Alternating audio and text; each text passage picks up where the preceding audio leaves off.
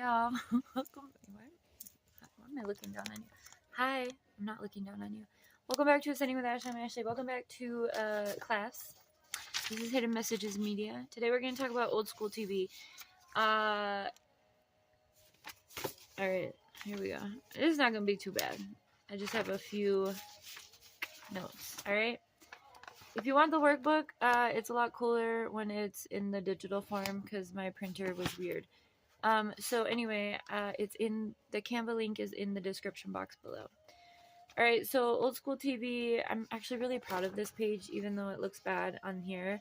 These are all black on the digital copy, but they're like little TVs. Anyway, before social media, TV shows were used to gain social hierarchy and accepted behaviors in nuclear families and society.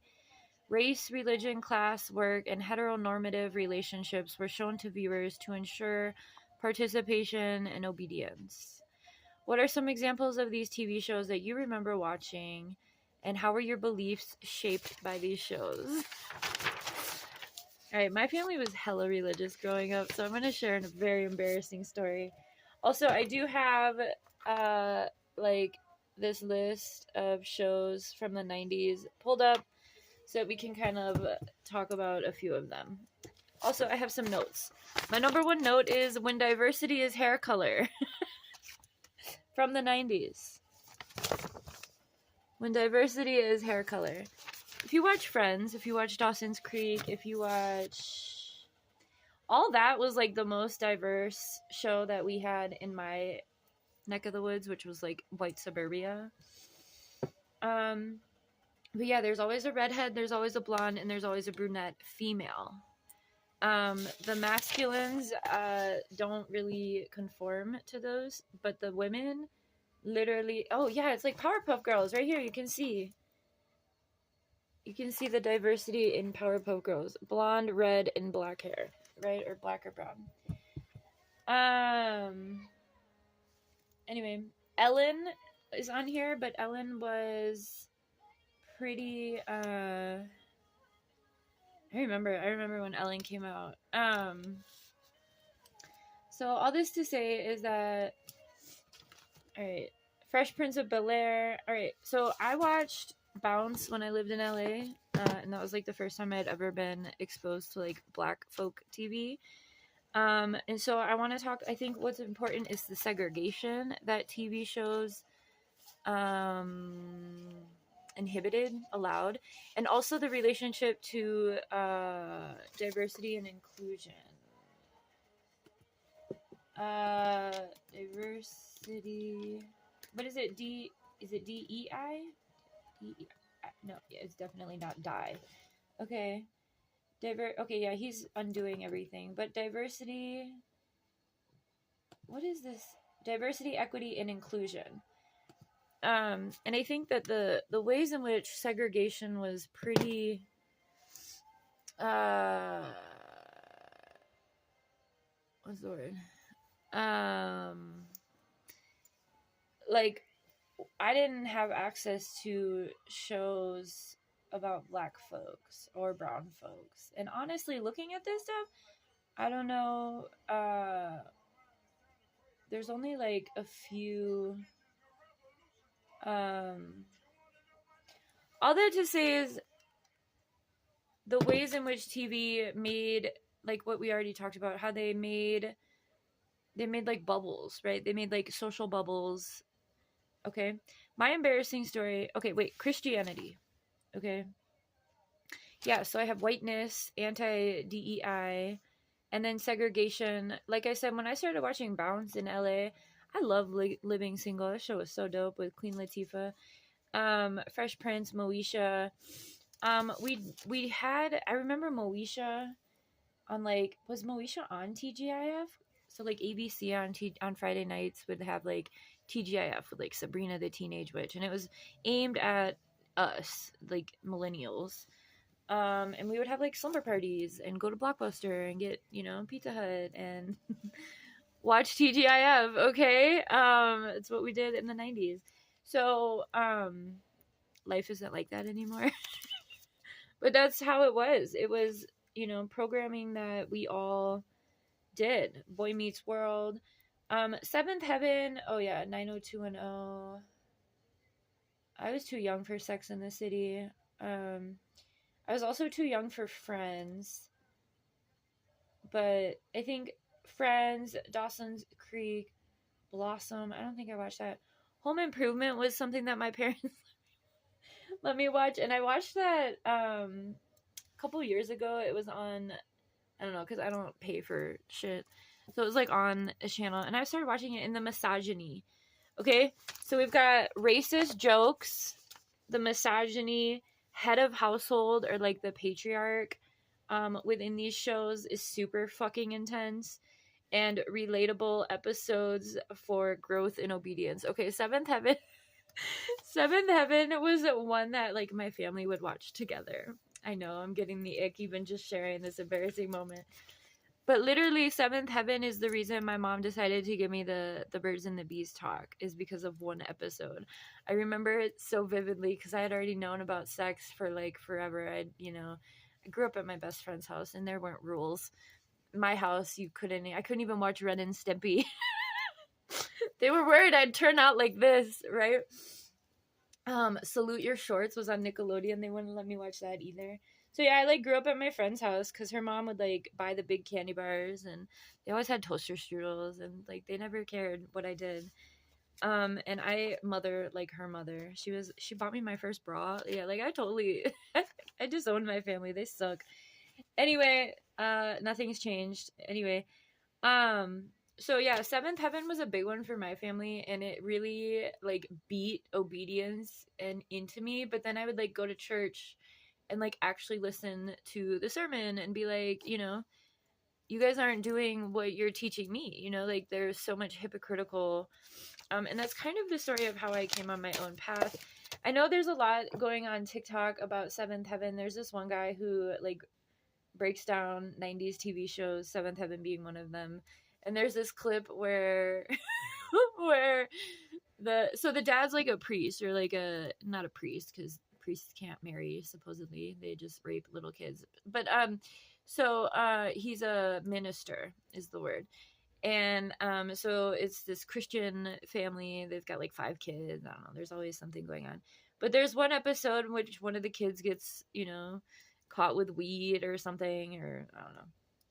And the mom to the dad goes, I have to admit something to you. And it's like this huge deal. Cue the fucking sentimental music, right? Full House. So that's the thing, is like all of these shows had lessons. And that is what kind of molded us to be the way we are, right? I think within that though, we also in the 90s, us kids, we had a lot of freedom. It was a much safer, at least in my upbringing. Again, I grew up in white suburbia.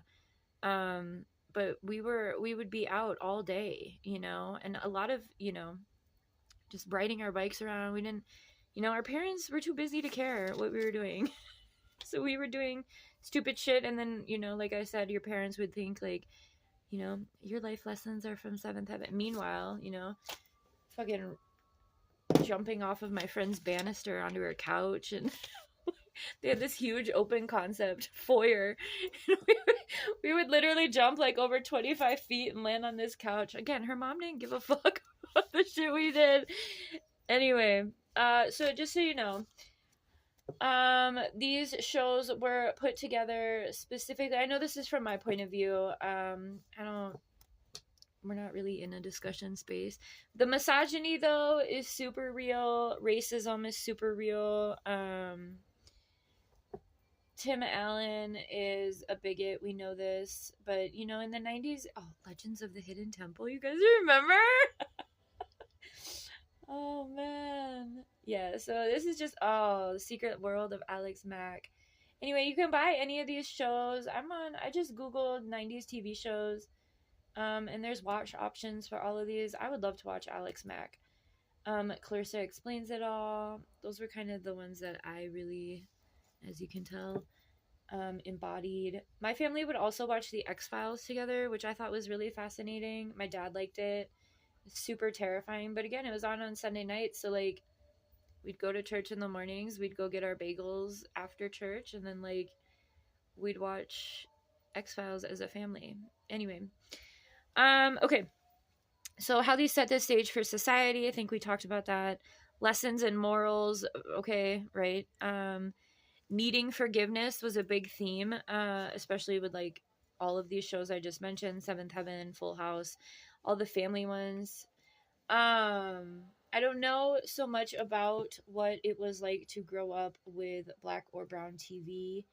I do know I've had a tiny bit of exposure. I know that Fresh Prince, Cosby, so fucking ironic. You know, they had like the same layout, right? Except the segregated, right? Black families, white families. There wasn't really a interconnected. And even still on network TV, there's that one show called The Neighborhood right now. Okay, it started a few years ago. That's finally just now starting to talk about what it's like to live in, you know, diverse communities, right? Like it's so fucking bizarre. But again, this is all predictive programming. Remember that these networks are all owned by the higher ups, the elite. What they want you, these are forms of brainwashing, forms of you know, propaganda, conflict resolution, and healthy families. I just saw a TikTok the other day about how the families, like our families growing up, were so fucked up. I shared a little bit about that in my own experience, but like, so that's why they made these network families like so perfect, especially the moms. I think Home Improvement's a big one for me because I don't know, it just, I grew up in that middle class environment, so and my dad really liked that show, so I resonate, you know.